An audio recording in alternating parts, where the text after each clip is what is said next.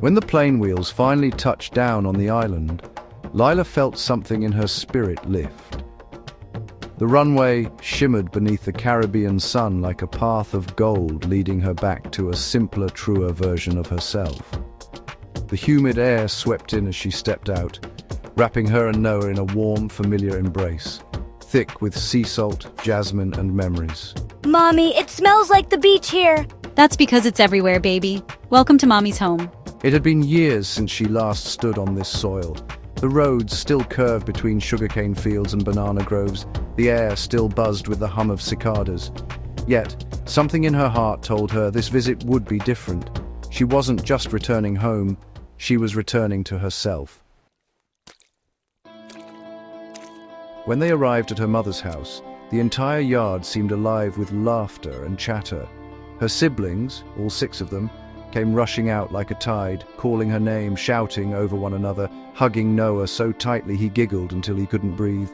Her younger sister Rhea lifted Noah off the ground. Lila, he looks just like Micah. Don't remind me. Her mother came last, moving slowly from the porch, her face creased by both age and joy, My baby girl is home. wrapping Lila in a long, silent hug. That scent, talcum powder and jasmine oil, nearly undid her. For the first time in months, Lila didn't have to hold herself together. She could just be. Dinner that evening was a feast: curried goat, rice and peas, fried plantains, breadfruit roasted on the coal pot outside. Noah ate with wide eyes and eager hands, trying everything and loving it all. He especially loved the mangoes, sticky sweetness running down his chin, his laughter echoing through the veranda as his uncles teased him. Maybe I was. Lila watched him, this little boy who had endured so much tension back home, and she felt her chest swell. Here, surrounded by family and unburdened by judgment, he was thriving.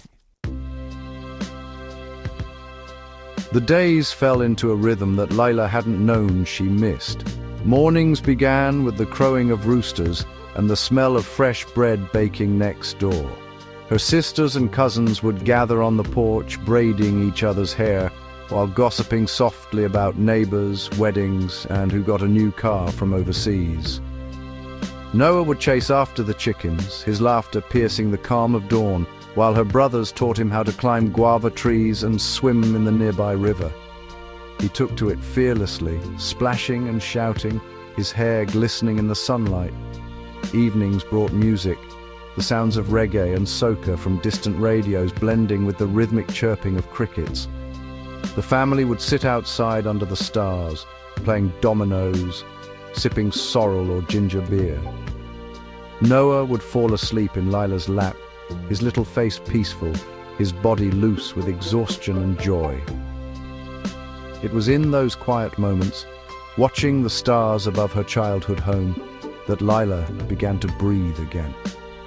For so long she had been holding her breath, through the judgmental stares, the strained conversations, the constant disapproval. But here, in this place where love came without conditions, she remembered what peace felt like. One night after everyone had gone to bed, Lila and her mother sat on the porch. The moon hung low, casting silver light across the yard. You look tired, baby.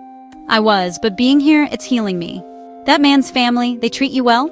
Micah, he tries, but his mother. It's been hard, Mama. Sometimes I feel like I'm living in their world, not mine. That's because you are. You can't grow your roots in someone else's soil, Lila. You need to stand where your spirit can breathe. The words sank deep. That night, long after her mother went inside, Lila sat there thinking about them. She gazed at the dark sea stretching beyond the hills and wondered, was it selfish to want to stay? Because overseas calls were expensive, Lila's contact with Micah and his mother became limited. The first few days, she worried. Should she call to check in? But then, as the days stretched into a week, she began to relish the quiet. The absence of their voices was like a detox. No arguments, no guilt-tripping, no veiled remarks about her parenting. She didn't need to justify her choices. She didn't have to explain why Noah was happy or defend her decision to bring him here. It was just peace, something she hadn't felt in years. Micah had written her an email once saying, "I hope you're both doing okay. Tell Noah I love him. Take your time there." She read it 3 times. No guilt, no control, just simple support. It made her chest ache. Perhaps he really had changed, but she was too afraid to let herself believe it just yet. One weekend, the whole family decided to have a beach day. They packed the pickup with food, folding chairs, and enough laughter to fill the road. The drive to the coast was bumpy, but full of music, her brothers blasting old-school reggae while everyone sang along. Mommy, it's so big! Shouted, running toward the waves. Lila laughed and chased after him, her dress fluttering in the breeze. They built sandcastles, hunted for shells, and shared stories of Lila's mischievous childhood. Her siblings recounted how she once tried to surf on a banana leaf and failed spectacularly. Noah laughed so hard he nearly fell over. Later, as the sun dipped into the sea, her family gathered around a bonfire. They roasted breadfruit, sang folk songs, and told stories. The orange glow lit up their faces, so alive, so connected. That night, as Lila watched Noah sleeping on a blanket, his face illuminated by the firelight, she felt something profound: gratitude. For the first time, she was witnessing the roots of her own story intertwining with her son's. The more days passed, the harder it became to imagine leaving. Her family's laughter had filled the cracks in her heart. Noah had bonded so closely with his uncles and aunts that he called them his island team. Each morning he'd run outside to help feed the goats or pick mangoes from the tree. Each night he'd snuggle close and whisper, Mommy, I love it here. Everyone loves us. Those words both warmed and wounded her, because deep down she knew he was right. Here they were not outsiders, they belonged. S4, S1. Uncle Jonah, you thinking about staying, eh? Lila smiled but didn't answer. She simply looked toward the sea, watching the horizon blur into blue. One evening, the family gathered for a farewell dinner for a cousin heading overseas. The air was filled with music, laughter, and the smell of grilled fish.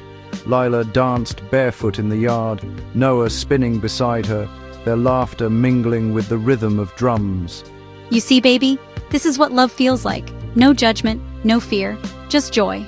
Lila nodded, but inside, a storm was brewing. Because soon she would have to return, back to the tension, the control, the cold politeness. The very thought made her chest tighten. When everyone else went to bed, she lingered by the window, gazing out at the moonlit hills. The night hummed softly, peaceful and alive. She thought about Micah, about how he had quietly supported her decision this time. Maybe he truly meant well. Maybe he wanted to give her space. But his mother, she would be waiting, simmering, ready to reclaim control. Lila exhaled deeply. She didn't know what awaited her back there, but she did know one thing. This trip had changed her. The woman who had arrived tired and defeated was gone. In her place was someone stronger, surer, ready to defend her peace. And for the first time in years, she wasn't afraid of what came next.